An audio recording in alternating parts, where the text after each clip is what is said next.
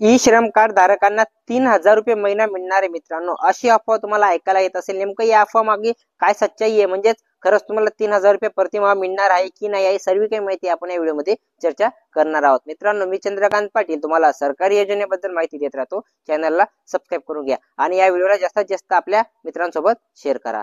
मित्रांनो, ई श्रम कार्ड धारकांना 3,000 रुपये प्रतिमाह मिळेल असे प्रत्येक ठिकाणी तुम्हाला बातमी ऐकायला मिळत असेल. कुठल्याही सोशल मीडियावरती, युट्यूब किंवा इंस्टाग्रामवरती तुम्हाला ऐकायला मिळत असेल. पण यामागे काय खरी कहाणी मी तुम्हाला सांगतो. मित्रांनो, ई श्रम कार्ड धारकांना 3,000 रुपये केव्हा मिळणार आहेत? त्यांना अटल पेन्शन योजनेसारखं पहिल्या हप्ता भरावा लागणार आहे प्रत्येक महिन्याला. नंतर त्यांना ज्यांचे वय 65 झाल्यानंतर त्यांना पेन्शन सुरू करण्यात येणारे 3,000 रुपये. असं नाहीये की आता योजनेचा तुम्ही कुठला तरी फॉर्म भरला आणि डायरेक्ट तुम्हाला 3,000 रुपये प्रत्येक महिन्याला मिळतील, असं कुठलंही सांगितलेलं नाहीये. तुम्हाला हे पेन्शन स्वरूपात मिळणार आहेत. पेन्शन स्वरूपात म्हणजे तुम्हाला आता तुमच्या वयानुसार एक हप्ता बसणार आहे, म्हणजे तुम्हाला वयानुसार तुम्हाला एक प्रीमियम बसणार आहे. तो एक प्रीमियम 200-300 रुपये असू शकतो. तो तुम्हाला प्रत्येक महिन्याला हा पे करावा लागणार आहे. पे केल्यानंतर तुमचं 65 वय झाल्यानंतर तुम्हाला प्रत्येक महिन्याला 3,000 रुपये हे मिळणार आहेत. अशा प्रकारे या योजनेची खरी कहाणी आहे. जर तुम्हाला फॉर्म भरायचा असेल 3,000 रुपये प्रतिमाह 65 वर्षानंतर तुम्हाला घ्यायचे असतील तर सर्व काही माहिती मी डिस्क्रिप्शन मध्ये सांगितली. तिथे जाऊन तुम्ही पाहू शकता व्हिडिओ आणि 3,000 रुपये प्रतिमाह घेऊ शकतात 65 वर्षानंतर.